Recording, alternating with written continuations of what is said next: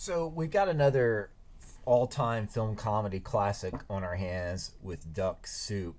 And as I mentioned before, this film in some ways poses a problem for those critics who saw or had hoped for a development in screen comedy and film more broadly towards narrative and refined entertainment.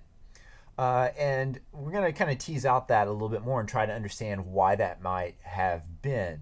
So the Marx Brothers in this film is in some ways considered their finest, are the best known of the screen comedians coming out of the vaudeville tradition, that is, of the live theatrical comic tradition.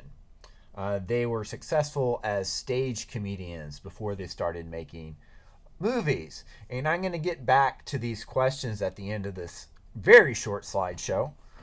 It's got 4 slides and 2 of them are the same. But that's going to be in order to think about these questions that I do want to go ahead and pose to you as you watch this film. And I want you to think about to what extent the comedy has to do with the visual, or what it has to do with the verbal. And in both cases, I think you'll see it's not because either the visual or the verbal is about narrative information. Instead, it's about comic entertainment. But then there's this other aspect. Now, the Marx Brothers are also an example of what was considered anarchic or anarchistic comedy. That is a kind of comedy that it seems like without rules and ending up in a kind of anarchy, right? So for us, though, the question becomes, who is victimized? Who is subjected to their anarchy? I think that is a fun and productive thing to think about, because indeed these guys are wild and they don't leave the world the same in which they found it, or any person. So who is it that is subjected to the forces of the Marx Brothers and their anarchy? Now, a very important media scholar is Henry Jenkins, and Jenkins writes about the history of comedy, amongst many other things, but he is focused on a variety of these early sound comedies that have been called anarchistic.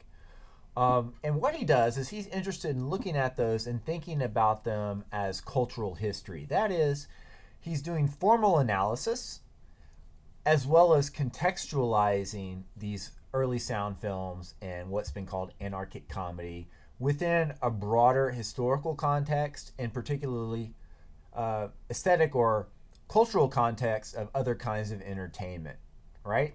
So this isn't about looking just at what you see in the films, but outside of them. How can you connect the comic strategies within the films beyond just a particular narrative or even a particular performer to different approaches to comedy and different approaches to performance that existed also outside of film?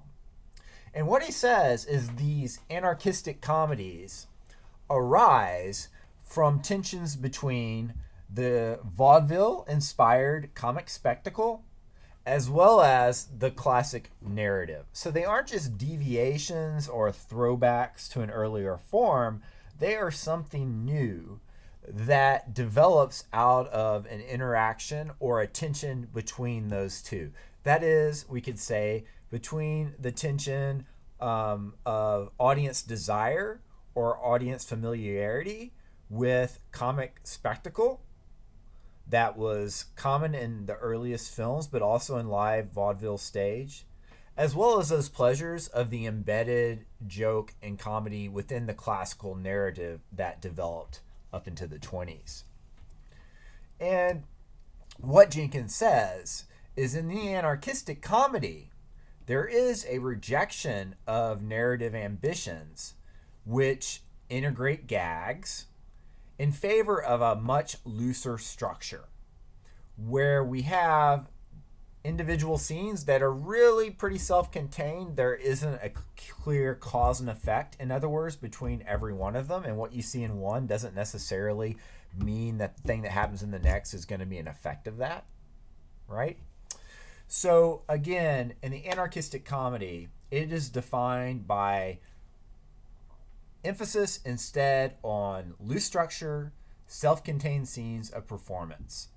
And that's not all, okay? The characteristics of it are a great sense of fragmentation, not just of story, but also of characters. Like I said, a breakdown in the cause and effect chain, more fragmented bits of story and performance and character who may come and appear and disappear and never be seen from again.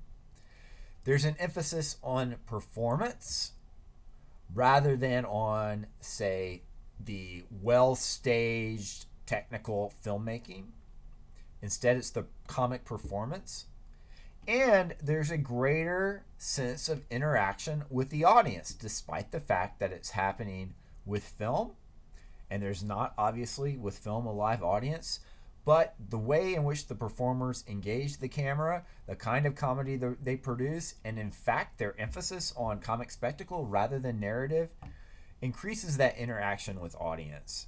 And what this all adds up to is that these kinds of comedies have a greater affective immediacy.